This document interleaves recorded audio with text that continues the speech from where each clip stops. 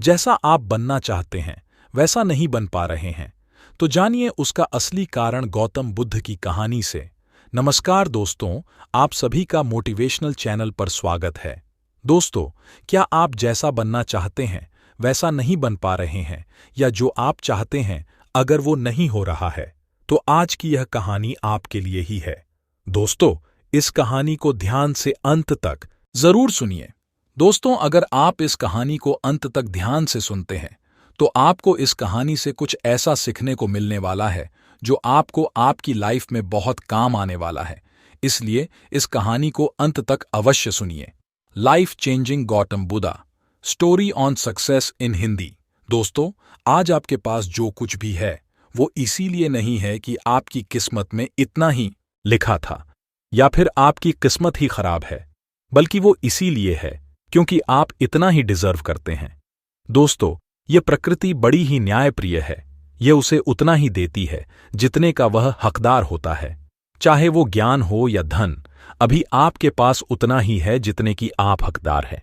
लेकिन अगर आपको इससे भी ज्यादा चाहिए तो आपको उसके काबिल बनना होगा। दोस्तों, ऐसा कौन सा गुण है जो आपको काबिल बनाता है? क्या आप उस गुण के बारे में जानना चाहते हैं? अगर आप जानना चाहते हैं तो आप गौतम बुद्ध के जीवन की इस कहानी को अंत तक ध्यान से जरूर पढ़िए। दोस्तों, इस कहानी को सिर्फ समझिएगा मत, बल्कि इस कहानी को अपने भीतर उतर जाने दीजिए। तो बिना समय को गंवाए चलिए कहानी की शुरुआत करते हैं। गौतम बुद्ध के जीवन की शिक्षाप्रद कहानी जो आपका जीवन बदल देंगी। दोस्तों, एक बार गौतम बुद्ध को एक सभा में भाषण करना था, और जब सभा का समय हुआ तब बुद्ध वहां आए और बिना कुछ बोले ही वहां से चले गए। तकरीबन 100 से भी ज्यादा लोग बुद्ध का उस सभा में इंतजार कर रहे थे, और बुद्ध के इस तरह के व्यवहार को देखकर सभी लोग बहुत चौंके, लेकिन किसी ने भी बुद्ध से कोई भी प्रश्न नहीं किया।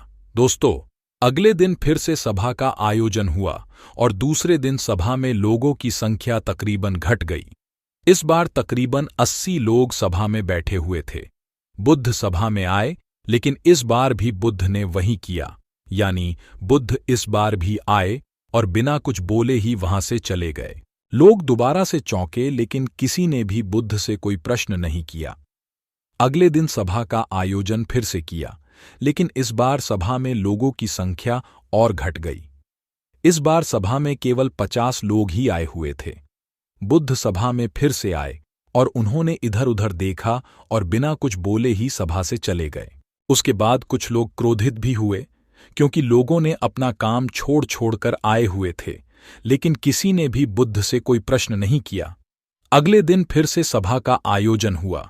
दोस्तों, आप लोग जो इस कहानी को पढ़ रहे हैं, आप में से भी कुछ लोग मन ही मन यह कह रहे होंगे कि अरे कितनी बार सभा का आयोजन होगा।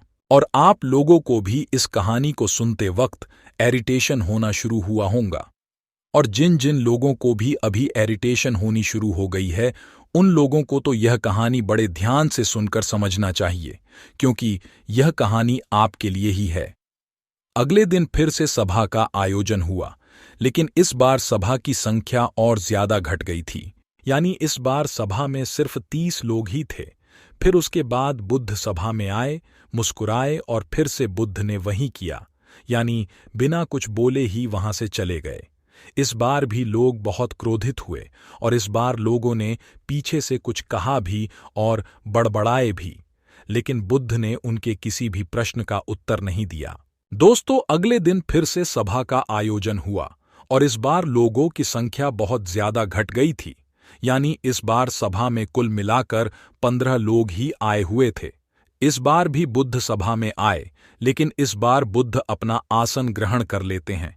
फिर बुद्ध बोले और बुद्ध ने उन 15 लोगों को उपदेश दिया, और वे 15 लोग ही बुद्ध के भिक्षु बन गए, और आगे चलकर उन 15 लोगों ने ही बुद्ध के ज्ञान को अलग अलग दिशाओं में फैला दिया।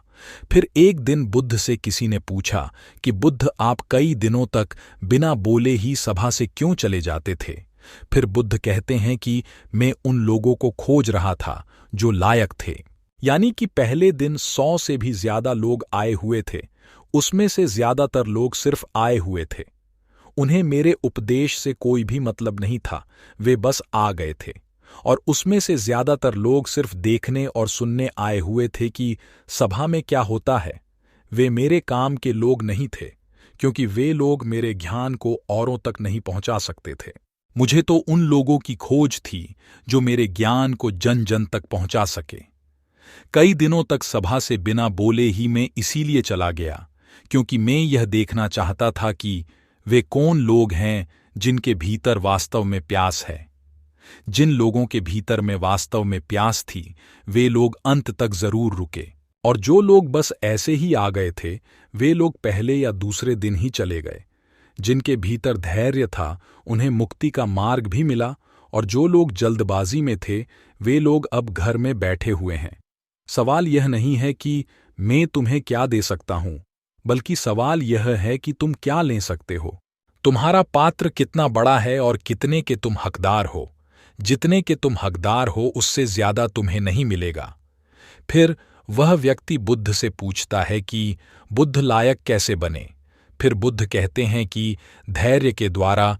जिस व्यक्ति के अंदर धैर्य है, वह अपने जीवन में कुछ भी पा सकता है। सभा में जितने भी लोग आए हुए थे, और उसमें से अंत तक वही रुके जिनके अंदर धैर्य था। चाहे तुम्हारे जीवन में तुम्हारा लक्ष्य जो कुछ भी हो, लेकिन तुम बिना धैर्य के सफलता के चरम तक नहीं पहुंच सकते। फिर वह व्यक्ति बुद्ध से पूछता है कि कोई व्यक्ति अपने भीतर के धैर्य को कैसे बढ़ाए। बुद्ध कहते हैं कि निरंतर अभ्यास के द्वारा हम अपने भीतर के धैर्य को बढ़ा सकते हैं। जैसे कोई व्यक्ति जब ध्यान करना शुरू कर देता है, तो उसका मन उसके सामने कई सारे अड़चनें लाता है, लेकिन उसका धैर्य उसे एक दिन उसके लक्ष्य तक जरूर पहुंचा देता है। फिर वह व्यक्ति बुद्ध से कहता है कि मैं समझ गया, बुद्ध मैं समझ गया, यानी मुझे धैर्य के साथ निरंतर अभ्यास करने की आवश्यकता है।